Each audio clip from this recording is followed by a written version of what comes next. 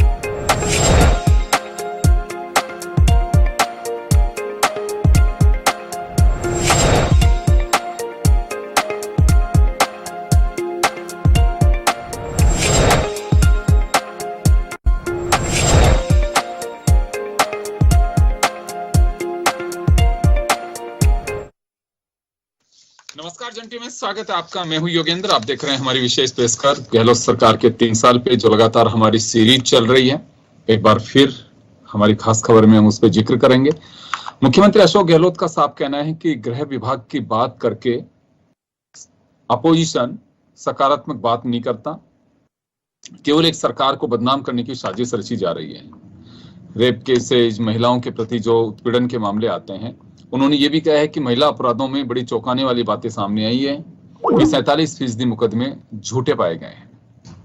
एक बड़ी बात है ये, क्योंकि मुख्यमंत्री का यह भी दावा है, लगातार सरकार का दावा है कि पहले 33% मामले अदालत के दखल पर दर्ज होते थे, लेकिन अब 15% दर्ज अदालत का जो दखल है वो महज 15% पर, यानी कि अपने 18% मुकदमे पहले से अदालत के दखल पर कम किए, यानी कि सीधे मुकदमे दर्ज किए जा रहे हैं। लेकिन मुख्यमंत्री जी का जो दावा है कि 47% फर्जी हैं, गलत मुकदमे दर्ज होते हैं, लेकिन उसका भी प्रावधान है, क्या उस पर कोई कार्रवाई हो पाती है? एक बड़ा सवाल यह है कि ऐसे लोग जिनकी फितरत बन जाए कि झूठे मुकदमे दर्ज कराने हैं, बहुत सारे बात आते हैं, समाचार पत्रों में भी आते हैं, लेकिन उनके खिलाफ एक्शन क्या होता है? एक बड़ा सवाल ये भी है। तो चलिए हम चर्चा शुरू करेंगे कि क्या सरकार के 3 साल की उपलब्धियों के बीच अपोजिशन जिसे लेकर जिक्र कर रही है, क्या वो काला धब्बा है? हमारे साथ कांग्रेस के वरिष्ठ नेता अरुण शर्मा साहब जुड़े हुए हैं, आशीष चतुर्वेदी साहब बीजेपी से जुड़े हुए हैं, AK जैन साहब वरिष्ठ विधिवेत्ता हमारे साथ जुड़ रहे हैं। सभी का स्वागत है। अरुण जी, मुख्यमंत्री जी का दावा है कि 47% मुकदमे 2020 में जो दर्ज किए गए उनमें देखे गए हैं कि झूठे पाए गए हैं। बड़ी बात है, बड़ा खुलासा है ये। लेकिन अगर ये खुलासे की अगर हम बात करें तो इसमें बाकायदा प्रोविजन बना हुआ है कि गलत अगर कोई मुकदमे दर्ज कराता है तो उसके खिलाफ एक्शन।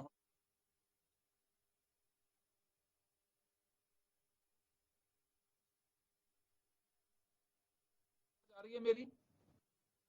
हाँ, अब आ रही है योगेंद्र जी। मैं एक्चुअली शुरू में आवाज बिल्कुल कम थी तो सुन नहीं पाया हूँ जी। सवाल यह है कि मुख्यमंत्री जी का यह कहना है कि 33% मुकदमे पिछली बार सरकार में खासकर महिलाओं के वो अदालत के दखल के बाद दर्ज होते थे, लेकिन ये छूट आपने पुलिस को दी कि मुकदमे दर्ज होने चाहिए।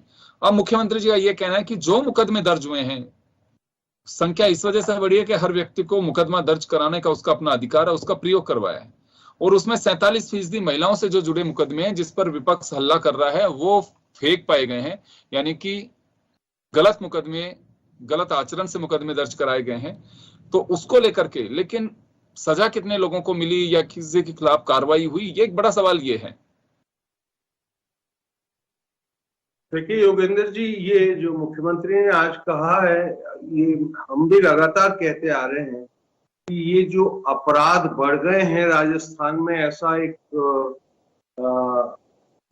बात चलाई जाती है लगातार, विशेष तौर पे बीजेपी के हमारे साथियों की तरफ से कि ग्राफ बढ़ा हुआ है। इनका जो आधार है वो एनसीआरपी के डाटाज हैं। और एक बात समझने वाली बात यह है योगेंद्र जी, जब मुख्यमंत्री ने इस नए कार्यकाल का चार्ज लिया था तो लगभग पहला आदेश उन्होंने पुलिस को, राजस्थान की पुलिस को ये दिया था कि कोई भी फरियादी अगर थाने में एंटर होता है और अपनी रिपोर्ट दर्ज कराना चाहता है, आप हर हालत में FIR दर्ज करें। ये भी हकीकत है कि पिछले कार्यकाल में वसुंधरा जी के करीब 33% महिलाओं को स्पेशली FIR दर्ज करवाने के लिए कोर्ट का इंटरवेंशन करवाना पड़ता था। वो स्थिति आज की तारीख में नहीं है। FIR की संख्या बढ़ गई है और उसकी वजह से कई बार ये लगता है कि क्राइम बढ़ रहे हैं। इसका दूसरा कंपोनेंट ये है, देखिए अपराध राजस्थान में शायद ही कोई प्रदेश बचे हों जहां थोड़ा ऊंच नीच की फर्क हो सकती है, लेकिन अपराध के पीछे कई स्थितियां होती हैं, सामाजिक आर्थिक स्थिति, देश में क्या चल रही है, उस सब का कंपोनेंट इसमें जुड़ा हुआ होता है। मुद्दे की बात यह है कि एक बार अपराध घट गया तो सरकारों का रेस्पॉन्स क्या है, सरकार की सुनवाई कितनी जल्दी से वो सुनती हैं इन बातों को, एफआईआर दर्ज होती है। और अरुण जी बड़ी बात है। अरुण जी देखिए, मुख्यमंत्री का कहना है कि 2019 में महिलाओं के खिलाफ अपराध में 45.88% मामले झूठे पाए गए, 2020 में 45.23% और 21 में 47% एफआईआर झूठी पाई गई है। महिलाओं से जुड़े मुकदमों की बात है और उन्हें यही साजिश लगती है कि केवल सरकार को बदनाम करने की नीयत से ऐसा कुछ किया जा रहा है। लेकिन देखिए प्रोविजन बना हुआ है हमारे यहाँ, सीआरपीसी आईपीसी दोनों में है। अगर कोई झूठे मुकदमे दर्ज कराता है तो उसके खिलाफ प्रोविजन है, लेकिन ये कार्रवाई क्यों नहीं होती है फिर?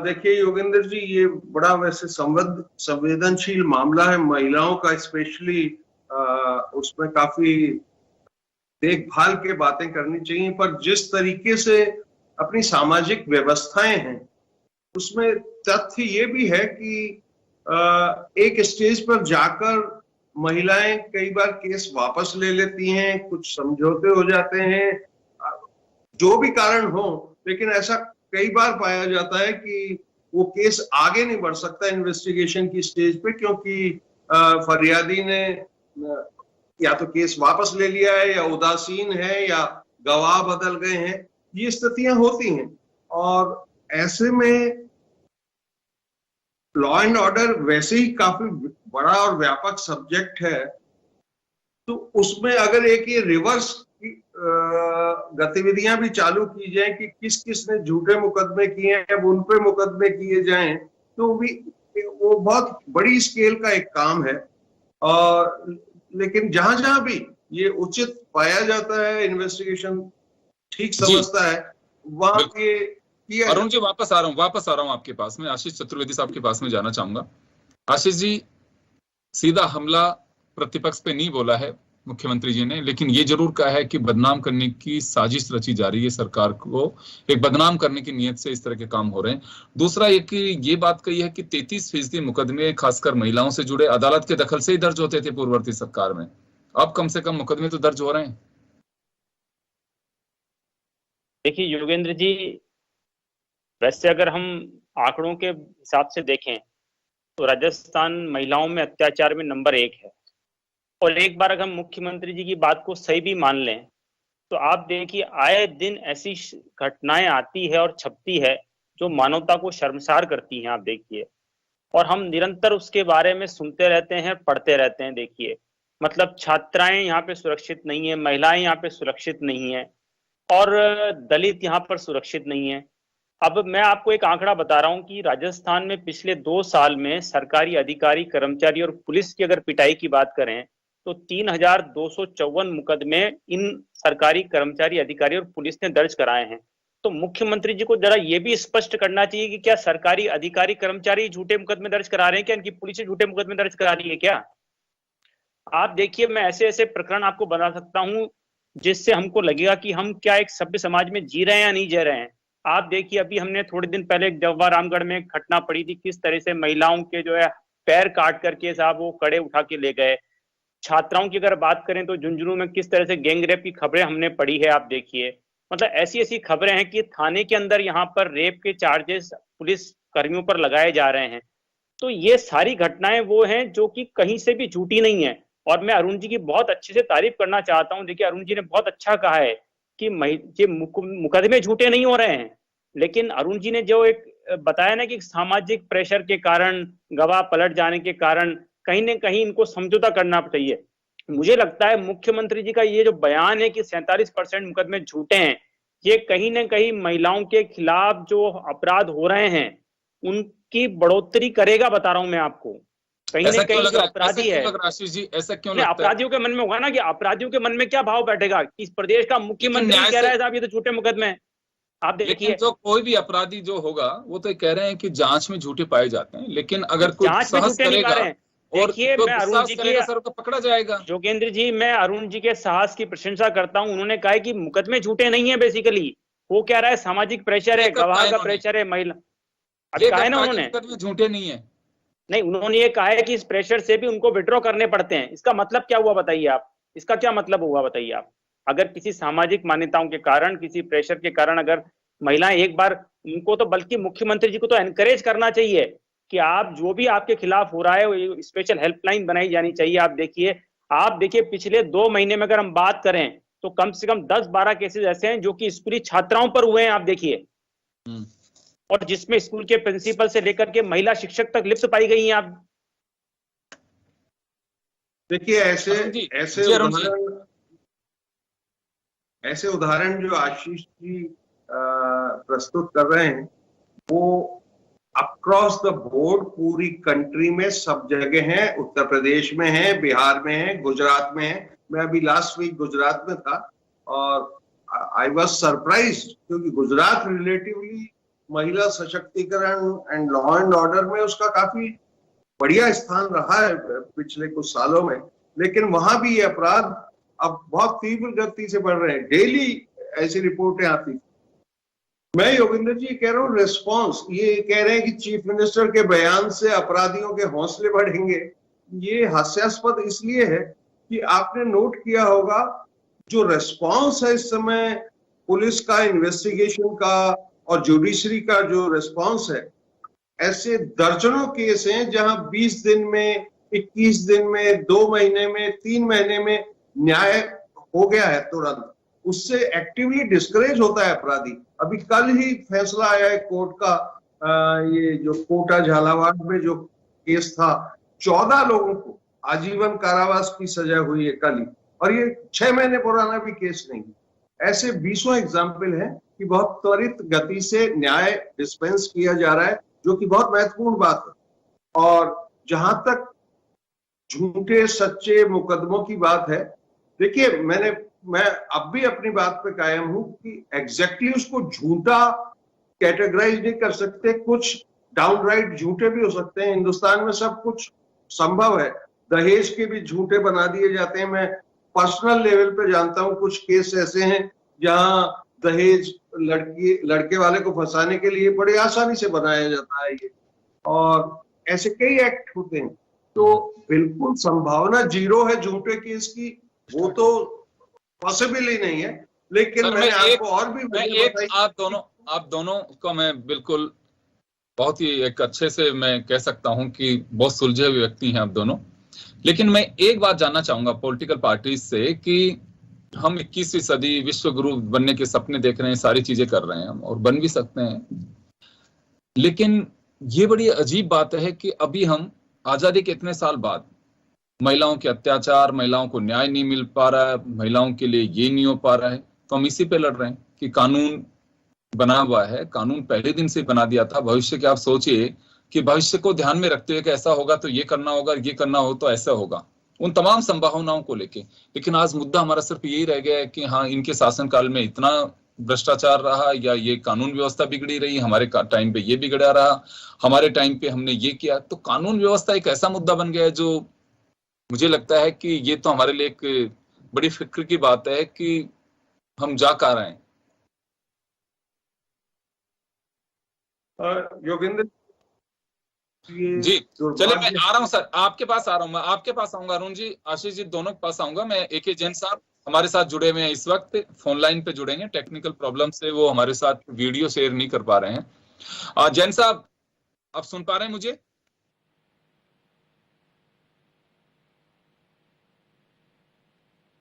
जैन साहब, आप सुन पा रहे हैं मुझे? चलिए जी, जैन साहब आप सुन पा रहे हैं मुझे?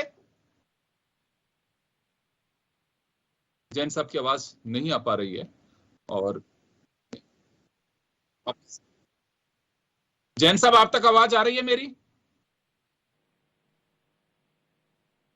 जैन साहब की आवाज नहीं मिल पा रही है। चलिए, मैं अरुण जी और आशीष जी दोनों से पूछना चाहूंगा कि ये मुद्दा आज हम आजादी के इतने साल बाद केवल इसी पे कि इसका मुकदमा दर्ज नहीं हो पा रहा, उसका मुकदमा दर्ज हो पा रहा है, न्याय मिला, उसको नहीं मिला।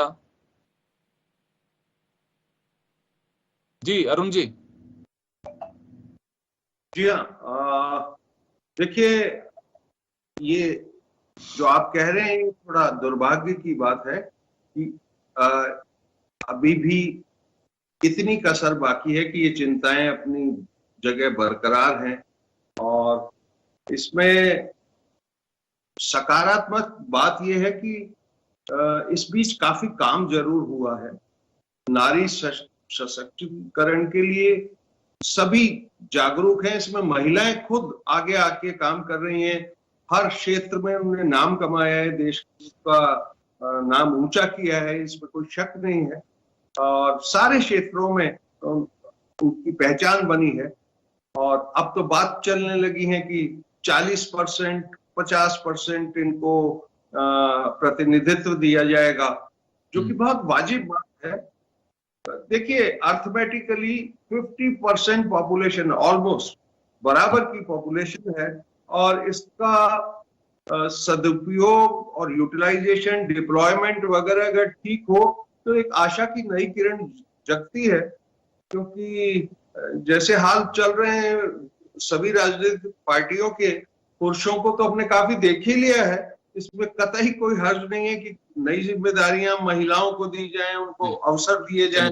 ये तो बहुत ही अच्छी बात है, ये बहुत अच्छी बात है। मैं तो ये कह रहा हूं कि न्याय किसी को मिले और हमारा सिस्टम इतना दुरुस्त हो कि मुकदमे दर्ज होने चाहिए, सही झूठे का फैसला आईओ को करना है।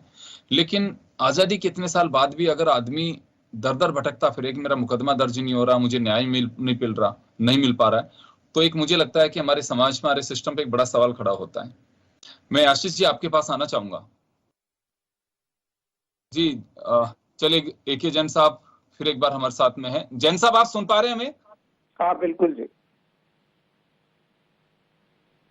जी जैन साहब, सवाल यह है कि अगर मुकदमे झूठे होते हैं और सरकार का कहना है कि कुछ साजिशन, ये सब कुछ हथकंडे अपनाए जा रहे हैं, तो प्रोविजन क्या है कि अगर ऐसे झूठे मुकदमे दर्ज कराते तो उनके खिलाफ एक्शन होना चाहिए? महिला पुरुष में कोई भेद देखा जाता है?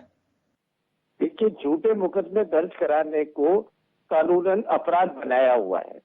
यदि कोई झूठी रिपोर्ट देता है तो पुलिस की ये जिम्मेदारी है, पुलिस रूल्स में भी लिखा हुआ है कि धारा 182 भारतीय दंड संहिता के अधीन उस व्यक्ति के विरुद्ध कार्रवाई करे।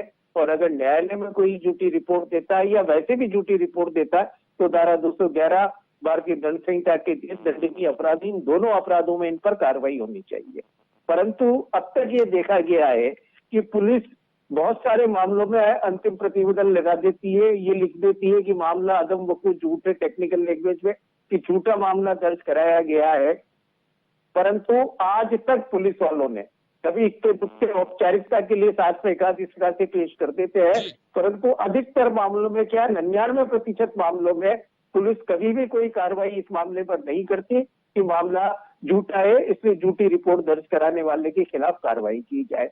इसका सबसे बड़ा प्रमुख कारण यह है कि पुलिस जो अंतिम प्रतिवेदन देती है ज्यादातर, उसमें से 25% अंतिम प्रतिवेदन तो न्यायालय ही अस्वीकार कर देती है।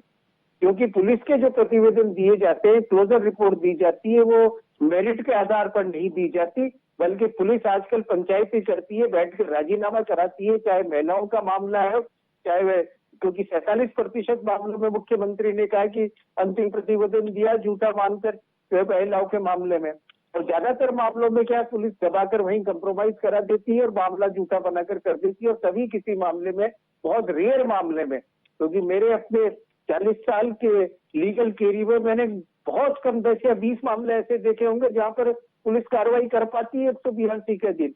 और कार्रवाई नहीं करने का कारण ये है कि जब मामलों का अनुसंधान किया जाता है या मामलों में अंतिम प्रतिवेदन दिया जाता है, वो मेरिट के आधार पर नहीं दिया जाता, बल्कि अदर कंसिडरेशन के आधार पर किया जाता। इन दिनों में मुकदमे दर्ज करना बड़ा है, और इसका कारण है कि जब DG कपिल गर्ग आए थे तो उन्होंने जनरल आदेश निकाला था कि भाई ज्यादातर मामले दर्ज किए जाए। हालांकि अभी भी मुकदमा दर्ज कराना बहुत टेढ़ी खीर है, परंतु फिर भी मुकदमे दर्ज कराने की जो नंबर थे वो बढ़ गया है। आज भी सुप्रीम कोर्ट के निर्देश के बाद भी राजस्थान के पुलिस स्टेशन पर CCTV नहीं लगाए गए, जिससे ये पता लगे कि वहां जाने वाले परिवादी के साथ मुलजिम से भी बदतर व्यवहार पुलिस के, राजस्थान पुलिस के कर्मी करते हैं। आज से 10 साल पहले अदिति मेहता कमेटी ने रिपोर्ट दी थी कि जिस मामलों, जहां जिन कमरों में इन्वेस्टिगेशन किया जाता है, जो इन्वेस्टिगेशन रूम्स लगाए जाते हैं, उसमें CCTV कराकर उसकी रिकॉर्डिंग की जाए। क्योंकि सारे मामले 80% जो कागज पुलिस बना के लाती है वो गलत बना के लाती है, और इसीलिए मामलों में मुलजिम छूटते हैं, इसलिए उसकी ऑडियो वीडियो रिकॉर्डिंग नहीं की जाती। अभी भी जबकि चाइल्ड हैरेसमेंट केस के मामले में, महिलाओं के मामले में ऑडियो वीडियो रिकॉर्डिंग जरूरी कर दी गई है, तब भी ज्यादातर मामलों में ऑडियो वीडियो रिकॉर्डिंग नहीं की जाती। बहुत रेयर केस में ऑडियो वीडियो रिकॉर्डिंग की जाती है। अभी भी जितनी भी बरामदगी पुलिस करती है, जितनी भी नक्शे बोके बनाती है, ये अपने कमरों में बैठकर बनाते हैं। वहां की मौके की कभी भी ये वीडियो या ऑडियो रिकॉर्डिंग सर्च की, सीजर की, अरेस्ट की किसी की भी नहीं करते। और यही कारण है कि जिन मामलों को ये झूठा बता रहे हैं, वास्तव में वो झूठे नहीं है, बल्कि पुलिस ने उनको बंद कर दिए जाते हैं। 10% मामले झूठे होते हैं, बाकी मामलों में या तो पुलिस दबाव मानकर बंद करा देती है, क्योंकि अगर झूठा मामला है तो पुलिस की ये जिम्मेदारी है कि वो झूठा मुकदमा दर्ज करने वालों को मुकदमा दर्ज कराए और कार्रवाई करे। और ऐसी कार्रवाई वो जानबूझ के नहीं करते, क्योंकि वो जानते हैं कि उनकी ये कार्रवाई न्यायालय में टिक नहीं पाती। जैन साहब, एक चीज मैं जानना चाहूंगा, एक बात कही जा रही है कि 33% मुकदमे पिछली बार पूर्ववर्ती सरकार के वक्त अदालत के दखल से दर्ज होते थे, जबकि अभी ये रेशो 15 से 18% है। देखिए, इसके 2 कारण है। पहला कारण तो जैसा मैंने बताया कि 3 साल पहले ये आदेश दिए गए थे कि मुकदमे दर्ज किए जाए, उससे मुकदमे दर्ज करने की संख्या बढ़ी। दूसरा कारण ये है कि सुप्रीम कोर्ट ने निर्णय दिया है, राजस्थान हाईकोर्ट ने भी नियम बना दिए हैं कि पहले तो कोर्ट में इस्तीगासा पेश करते हुए कोर्ट को ये पावर थी कि सीधा पुलिस को मुकदमा दर्ज करने के निर्देश थे, परंतु प्रियंका श्रीवास्तव के जजमेंट पे और ऑर्डर 39 राजस्थान हाईकोर्ट के जो रूल्स बनाए हुए हैं, उसमें अब ये डायरेक्शन दे दिए गए कि अगर पुलिस से मुकदमा दर्ज करने की प्रार्थना न्यायालय से करे कोई व्यक्ति, तो पहले न्यायालय पहले ये जांच करेगा कि ये व्यक्ति सुप्रिंटेंडेंट ऑफ पुलिस के पास धारा 154 के 3 इससे अप्रोच किया है या नहीं किया है, और उसके बाद भी उस व्यक्ति से एफिडेविट लेकर पहले संबंधित पुलिस स्टेशन पे रिपोर्ट मंगवाएगा कि क्या आपके थाने पर ये व्यक्ति आया था और क्या उसने ऐसी कोई रिपोर्ट दी है जिससे प्रसंज्ञान अपराध बनता है। और उन मामलों में पुलिस या तो आदमी को समझा बुझा के बंद कर देती है या इसमें मुकदमे दर्ज कर लेती है। इस कारण से ये कमी आई है। इसका 2 फोल्ड है कि एक तो लॉ में हमें चेंज हुआ है, दूसरा ये है कि राजस्थान पुलिस के जो डीजी कपिल गर्ग थे और चीफ मिनिस्टर के डायरेक्शन से होम मिनिस्टर के, तब से मुकदमे पर मुकदमा दर्ज करने की जिस नंबर से वो बढ़ गया और कोर्ट से आने वालों का नंबर कम हुआ है। जी आशीष जी, आपके पास आना चाहूंगा। दोनों ही सरकारों के लिए एक आईना दिखाने वाली बात है ये, और जो जैन साहब अभी कह रहे थे, पहले भी कहा जाता था कि मुकदमे दर्ज होते हैं, लेकिन जो स्थिति है, क्योंकि मुख्यमंत्री का और सरकार का ये दावा है कि ये जो फैक्ट्स हैं ये ऑन रिकॉर्ड हैं, कोई भी देख सकता है, पब्लिक डोमेन में है और खुद को भी मालूम है, यानी कि अपोजिशन को मालूम है, उनका ये साफ कहना है। तो अभी जैसे जैन साहब ने कहा कि मुकदमों की स्थितियां ये हैं, दावे दोनों तरफ से किए जा रहे हैं, लेकिन अभी भी सच्चाई ये है कि वास्तव में थानों की जो स्थिति है, और ये कहूं कि जैसी व्यवस्था होनी चाहिए मुकदमा दर्ज कराने वाले के साथ में भी और अपराधी के साथ में भी, वो भी एक सवाल निशान के घेरे में है। नहीं योगेंद्र जी, जैन साहब ने भी जो कहा है बहुत ही गंभीरता से और बहुत ही गहनता से उन्होंने सारी बातें कही है, और उन्होंने जो बातें कही है वो बिल्कुल सही बातें हैं। आप देखिए कि थानों में जिस तरह का एटमॉस्फेयर होता है, पुलिस जिस तरह की भाषा का इस्तेमाल करती है, इवन उसके साथ की जो पीड़ित है, तो कई बार तो वो पीड़ित को ही प्रताड़ित कर देते हैं। ऐसी खबरें हम आए दिन पढ़ते भी हैं कि वो पीड़ित को ही प्रताड़ित कर रहे हैं। कोई आप देखिए कि हमने इस तरह की खबरें भी पढ़ी है कि वो न्याय वहां पहले एसएचओ के पास जा रही है, वो मुकदमा दर्ज नहीं कर रहा है, उल्टा उस पर प्रेशर बनाया जा रहा है कि आप इस मुकदमे को विड्रॉ करें। आप देखिए कि एक स्पेशल केस तो मुझे ध्यान नहीं आ रहा कहाँ का है एग्जैक्टली, शायद नागौर जिले का है, जहाँ पे एक बच्ची ने सुसाइड किया था, अभी थोड़े दिन पहले की बात है। आप देखिए वो एसएचओ प्राइवेट गाड़ी में बैठ करके वहां पहुंच गया उसके घर पे, पीड़िता के घर पे, अभी 2-3 महीने पहले की बात है। आप देखिए कि पीड़िता के घर पे पहुंचता है और उस पर प्रेशर क्रिएट किया जाता है कि भाई आप इसको जो है, इसको मुकदमे को वापस लीजिए। ये अभी 3 महीने पहले की घटना है, और इस कारण से उस बच्ची ने जो है, नाबालिग बच्ची थी, उसको सुसाइड करना पड़ा। आप देखिए ये भी 3 महीने पहले की घटना है। आप देखिए, तो ये सही बात है, ये ऐसी घटनाएं मुझे लगता है कि इसमें शायद राजनीतिक रंग भी हमको नहीं देना चाहिए। मतलब ये सारी घटनाएं, आप बिल्कुल सही बोल रहे हैं कि 75 साल आजादी के बाद भी अगर हम इसी मुद्दों पे पड़े रहेंगे, इसका मतलब कहीं ना कहीं हम व्यवस्थाओं में सुधार नहीं कर पा रहे हैं, इसी कारण लोग प्रताड़ित हो रहे हैं। आप देखिए समय कम है, मैं एक बार अरुण जी का रुख करना चाहूंगा। अरुण जी देखिए, ये मुद्दा इस वजह से लिया और कहते हैं हमारी इच्छा भी नहीं थी, लेकिन हमें महिला तरक्की कैसे कर सकती है, महिलाओं की जॉब्स की अपॉर्चुनिटी क्या बन सकती है, अगर वो मुद्दा हो तो चर्चा होनी चाहिए। अगर आज हम यही महिला अपराध, महिलाओं के मुकदमे दर्ज नहीं हो रहे हैं, एक कह रहा है मुकदमे दर्ज हो रहे हैं लेकिन वो झूठे पाए जा रहे हैं, अगर यही सब कुछ है तो कहीं ना कहीं हमारे सिस्टम का लेकुन है जिसे हमें दुरुस्त करने की जरूरत है बजाय बहस के। नहीं, देखिए ये बहुत गंभीर स्थिति है। मैं सहमत हूं इस बात से कि ये थमना चाहिए, पर जैसे मैंने जिक्र किया आपको कि इसमें कई कंपोनेंट शामिल हैं। देखिए हर आदमी पे एक पुलिस कांस्टेबल नहीं बैठाया जा सकता। अपराध पूरे देश में घट रहे हैं और बढ़ रहे हैं, और उसका कारण है कि हमारी प्राथमिकताएं ठीक नहीं है योगेंद्र जी। प्राथमिकता शिक्षा होनी चाहिए, सामाजिक अवेयरनेस कैंपेन होना चाहिए, और मतलब एक्सपोजर होना चाहिए दोनों लिंगों का। लेकिन हो क्या रहा है कि हम प्राथमिकता वो बना नहीं पाए हैं। आज भी दुर्भाग्य से प्राथमिकताएं कुछ और हैं। मेरी तो आशीष जी की पार्टी से शिकायत ही ये रहती है कि बजाय असली देश के मुद्दों के हर बार मोड़ दिया जाता है किसी भावनात्मक चीजों से, धार्मिक चीजों से।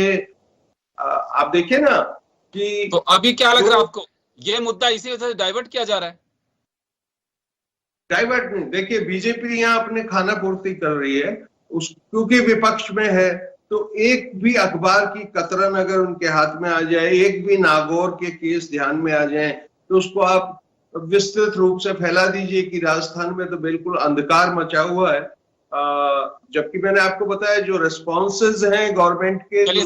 बिल्कुल समय कम है सर, समय कम है। आशीष जी कुछ कहना चाह रहे हैं आप? देखिए अरुण जी बहुत सीनियर लीडर हैं और काफी अच्छे वक्ता भी हैं। अब देखिए अभी वो कह रहे थे कि बीजेपी कहीं ना कहीं मुद्दों को डाइवर्ट करती है।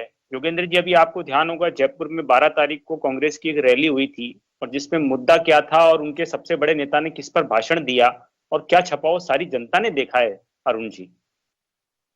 चलिए मैं माफी चाहूंगा, समय का अभाव है, तो चलिए कुल मिलाकर बात यह है कि महिलाओं की मांगों को लेकर के या बातों को लेकर के हम चर्चा करें, लेकिन चर्चा ये नहीं हो कि महिलाओं को आज तक भी आजादी कितने साल बाद, या आम नागरिक को उसके मुकदमे दर्ज नहीं हो रहे हैं, उस पर अगर बहस हो, ये बड़ा चिंता का विषय है।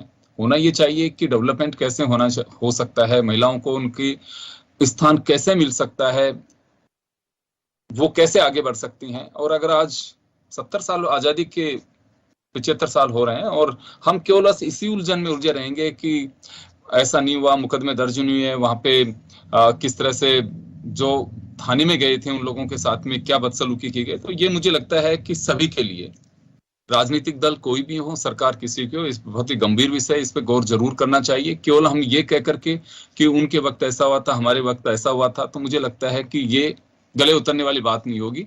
इसे दुरुस्त करने की जरूरत है, खामियां तो उसे दुरुस्त किया जाना चाहिए। मुझे लगता है कि यही सबसे बड़ा मोटिव हो। बहुत बहुत शुक्रिया आप सभी का। खास खबर में इतना ही, दीजिए इजाजत, नमस्कार।